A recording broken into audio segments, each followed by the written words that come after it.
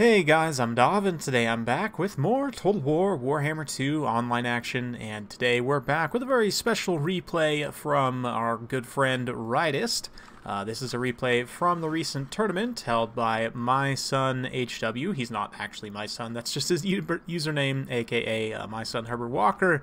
Had a tournament this last weekend, and for those of you interested, I'll have a link down to his Twitch channel down in the description below. You guys should be sure to check him out. Does a ton of Total War Warhammer 2 multiplayer content, and is also a super awesome guy. So yeah, Rightist. This is him up against Hacker, who of course is playing the Dwarves, as we all know.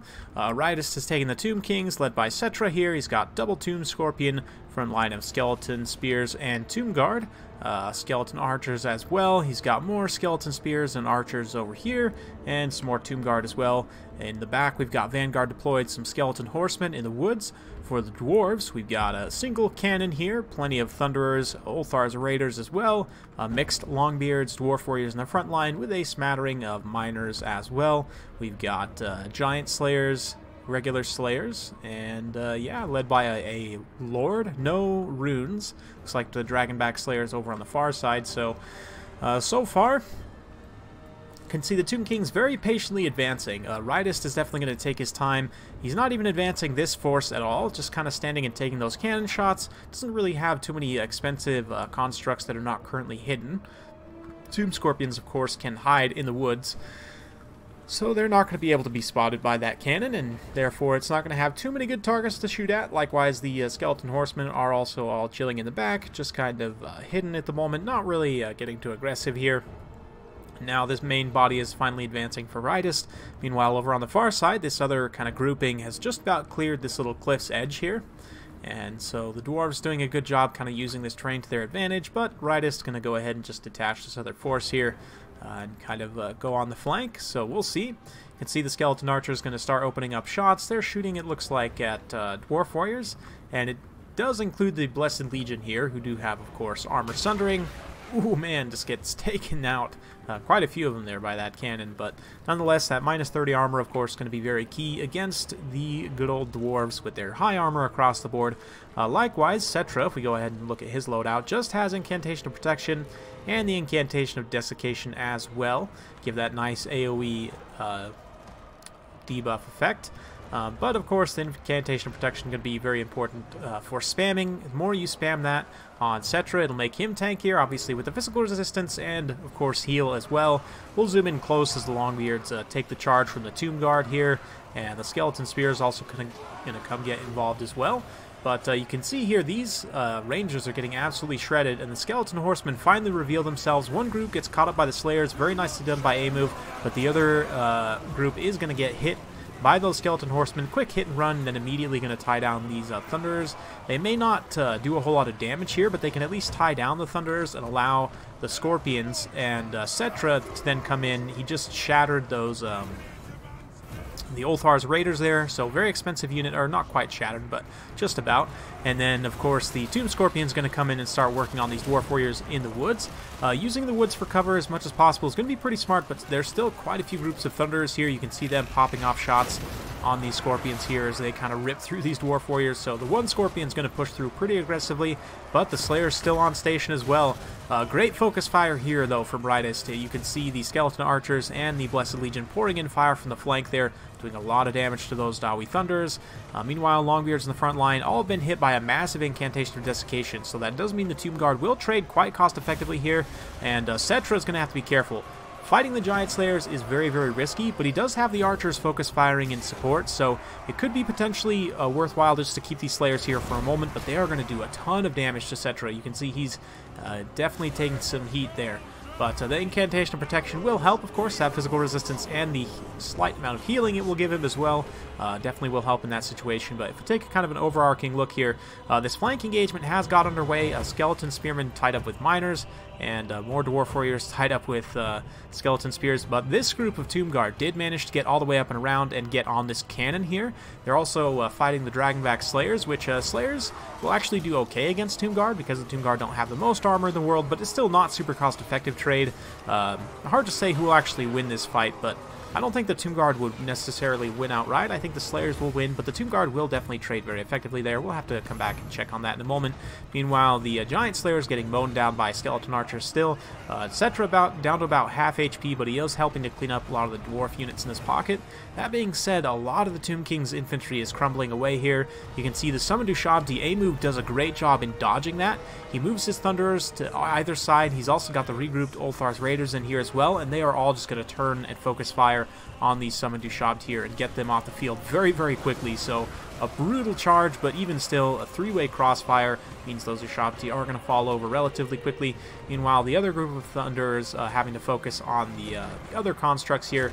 Although I guess this is pretty worthwhile, even if these Dushabti do get taken down pretty quickly, because it is distracting all these other AP missiles from going after, like, the Scorpions, for example, which are obviously a higher value target.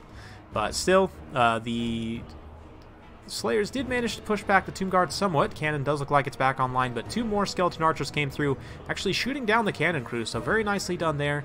Miners trading more or less evenly with Skeleton Spearmen, which is not the best, but over here, Dwarf Warriors will be able to win that engagement.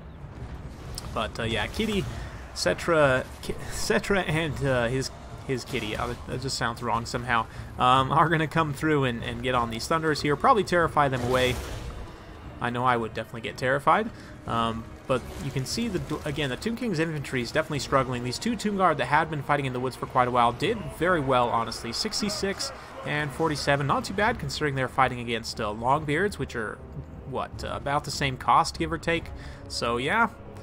Cetra himself is fighting those Thunderers. Again, that Incantation of Protection just continuously proccing that map-wide healing on any applicable units from this here Restless Dead. So that's why Lore of Nehekar is almost essential, I would say, to bring, because you don't have very many healing sources as the Tomb Kings, as opposed to the other two undead factions. You really just lack the raw healing of Lore of Vampires, for example. So taking advantage of that Lore attribute there, that Restless Dead, very, very important.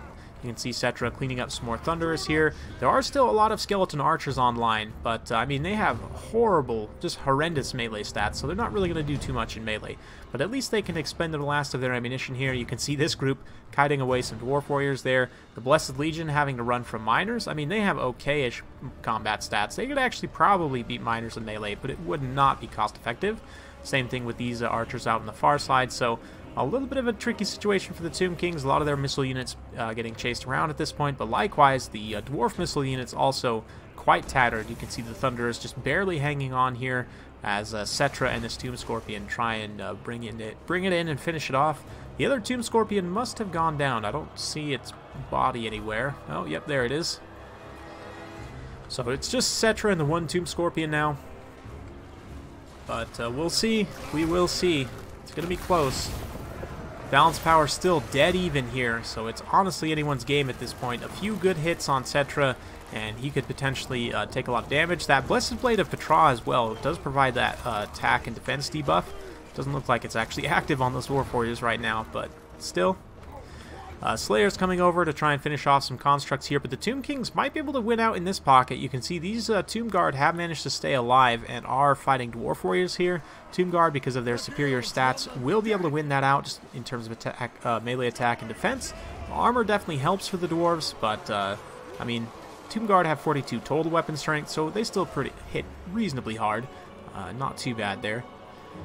But, yeah, Cetra and his Scorpion here making kind of their last stand. Some Skeleton Archers are supporting. Meanwhile, the Skeleton Archers being chased off into the booties still by various Dwarfs. Actually getting caught up. And, yeah, Miners with 28 speed, so the Skeleton Archers should be able to get away from them, but interesting. Yeah, those Dwarves are able to catch, but nonetheless, it does mean that they're not here supporting this engagement, which obviously is going to be very important. You can see some regrouped Skeleton Spearmen. I say regrouped. They have stopped crumbling. They're going to come over here and face these Longbeards here along with Cetra. These Dwarf Warriors finally break in the face of those Tomb Guards, so it's going to be a very pitched late-game situation here. But, yeah, Skeleton Archers just all over the field crumbling away to pursuing Dwarves. And that's just pure shenanigans right there, definitely.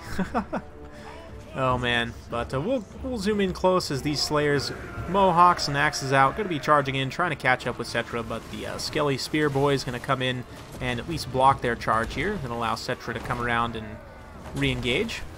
There aren't too many of these Slayers left, and yeah, there's not too many Thunders left either, but it looks like a couple of shots did come out. Yeah, about 20 Thunders left are going to be able to shoot out and maybe do a bit of damage to Cetra, but I still think that, yeah, it's going to be tough for the Dwarves, I think, despite the balance of power, just because of this this physical resistance here, this Nero's Incantation of Protection.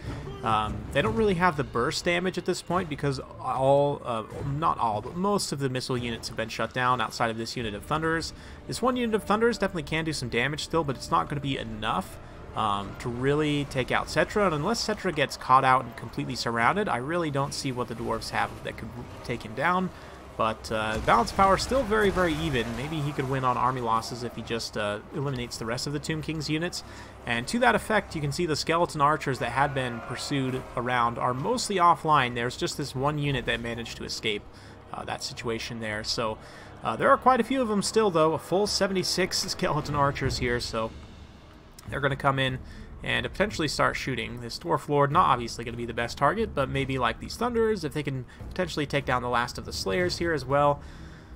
There's, 3 Dragonback Slayers, 5 regular Slayers.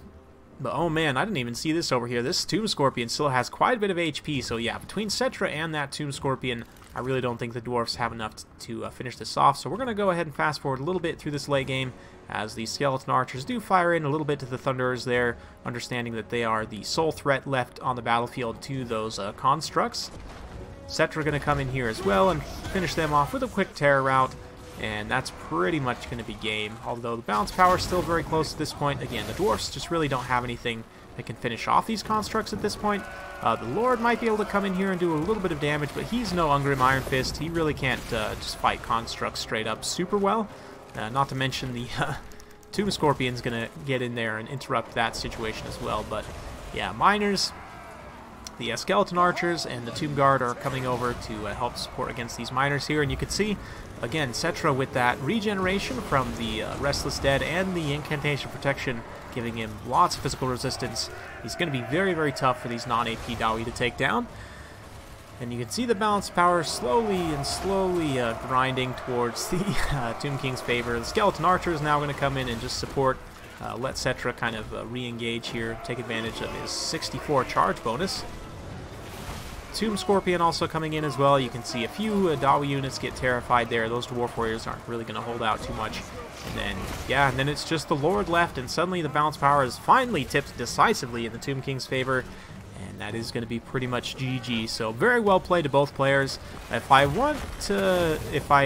remember correctly, I want to say that this was potentially the final between Ritus and A-Move Hacker. Both of them I know did very well. You guys, if you're watching this, let me know down in the comments below if this was... I know there wasn't finals technically in this style of tournament because it was Swiss style, but I want to say that this was the game that determined who got first place, if I remember right. So very well played to both players. Super close at the end of the day. It was really just down to Cetra and that Tomb Scorpion having a little bit too much HP at the end of the day for the Dwarves to take down. And I do think that there were a few keys that Ushabti summon, again, although it may have seemed like initially that was not the best, and A-Move definitely did a great job of countering that.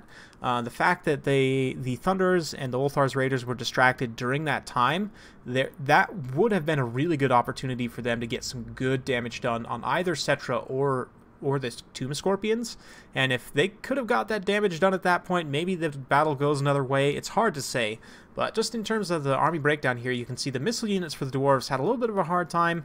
Didn't get the most kills, granted they're mostly shooting at single entities anyway, but the Thunderers really weren't able to do quite as much as they needed to finish off the high-value constructs. The Slayers definitely did some heavy lifting, though. XP chevrons all around, lots of kills for the Dwarf Warriors as well, unsurprisingly, against Skeletons, and 65 kills on Miners is not bad at all, considering they have absolutely just awful, just terrible stats. But yeah, definitely some impressive kill totals for the Dwarf Warriors. And for the Tomb Kings here, obviously Scorpion and Cetra got a lot of kills. 117 kills and an XP Chevron as well for this Tomb Guard that stuck around into the late game.